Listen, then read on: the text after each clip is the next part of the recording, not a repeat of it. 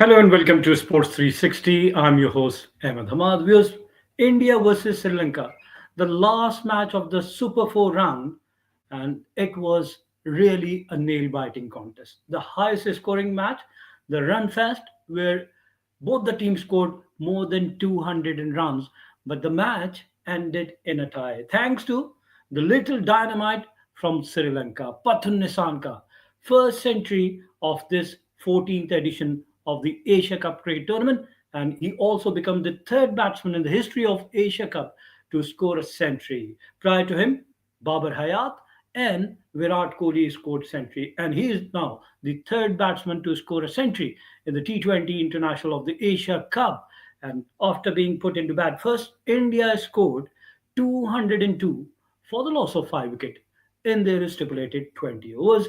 And who thought that Sri Lanka, who were literally out of this contest, are going to chase down this total and the match will end in a tie? Sri Lanka were well cruising on the target and well on of course, to win this match as the second wicket partnership between Pathun Nisanka and Kushal Pereira, a century partnership, took them to very near to win the match. But as the wicket started to fall, and Sri Lanka panicked, and they ended as both the teams scored 202 for the loss of 5 wickets. Identical. Both the teams scored 202 for the loss of 5 wickets. Sri Lanka and India also.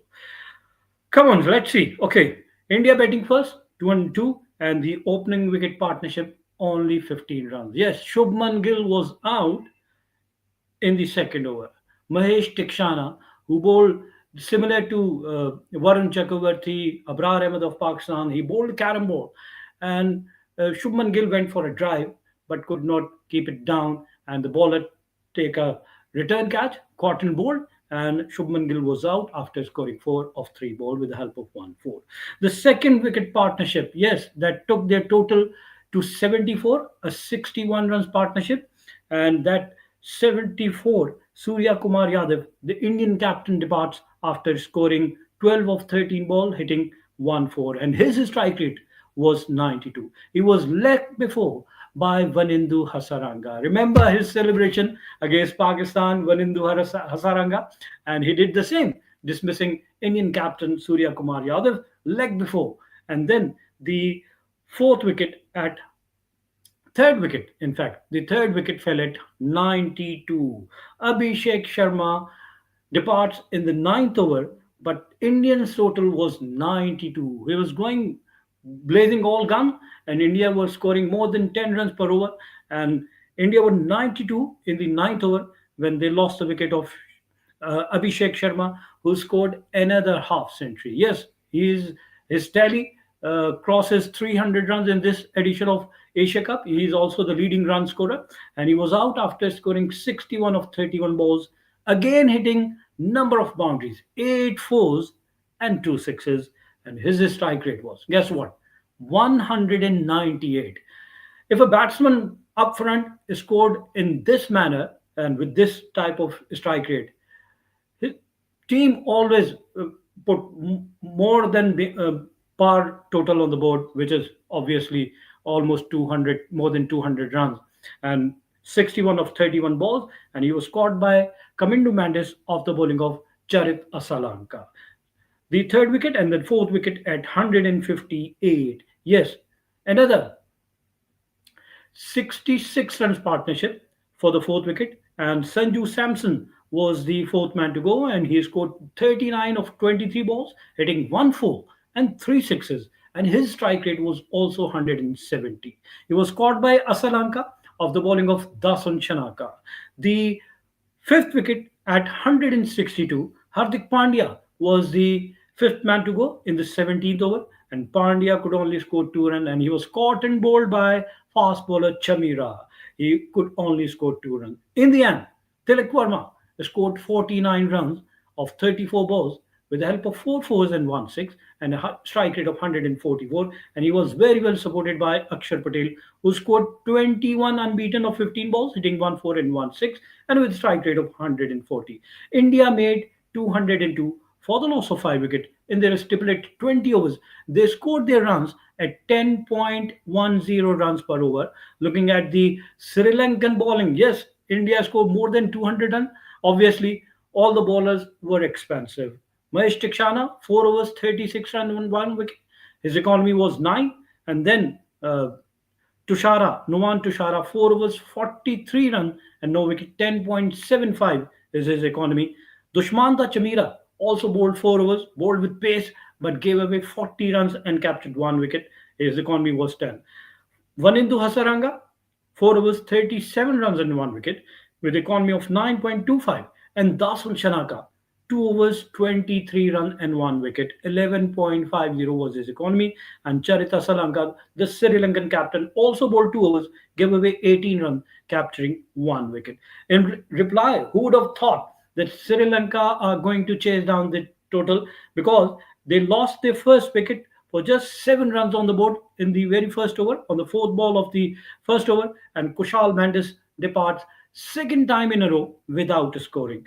He was out against Pakistan without scoring, and here he was also out on the very first ball, caught by Shubman Gill off the bowling of Hardik Pandya. Chased a wider delivery, got an edge, and he was caught in the slip by Shubman Gill. So Sri Lanka lost their first wicket at 7. But then, what a partnership! My goodness. 127 runs partnership between Kushal Pereira and Pathun Nissanka that took their total to 134 inside 13 overs. They were scoring more than 10 runs per over at 134 in 12.2 overs. They lost their second wicket. Kushal Pereira was the second man to go, and he came out of his crease to charge Varun Chakravarti. But Varun Chakravarti, as we all know, very clever, bowled a wideish delivery, and he was stumped by the wicketkeeper Sanju Samson. He made 58 runs with the help of 8 fours and 1 6, and he only faced 32 deliveries. 181 was his strike rate. The third wicket, yes, then the flow of runs stopped and Sri Lanka start losing wicket. The momentum gets the break as Kushal Pereira departs, and the third wicket fell at 157. And Charit Asalanka, Sri Lankan captain, who faced 9 deliveries and could only score 5 runs without hitting any boundary. And that was the period where Sri Lanka lost the chase, they lost the momentum, and Charitan Sri Lanka was caught by Shubman Gill of the bowling of Kuldeep Yadav. Got in top edge and he was caught at deep long on. The fourth wicket at 163. Yes, 6 runs later, Kamindu Mandis departs, and he could only score 3 runs of 7 ball, caught by Patel of the bowling of Ashdeep Singh. The fifth wicket at 191 in the 20th over, and Pathun Nisanka, after scoring a century, he was out after scoring 107 of 58 balls, hitting 7 fours and 6 sixes, and his strike rate was 184.4, and he was caught by Varun Chakravarti of the bowling of Harshit Rana. He was struggling. The physical fitness was not there. He got cramps, and that was the reason. Otherwise, he was going great gun. He would have won the match for uh, Sri Lanka, but in the end, he was out. And then 107, he was out after scoring 107, and Sri Lanka lost their fourth wicket. In the end, they could only score 202 for the loss of 5 wicket. Looking at the Indian bowling attack, Hardik Pandya 1 over 7 run and 1 wicket. Ashdeep Singh 4 overs 46 run and 1 wicket. Harshit Rana 4 overs 54 runs and 1 wicket. He was the most expensive. His economy was 13.50. Then Akshat Patel 3 overs 32 runs and no wicket.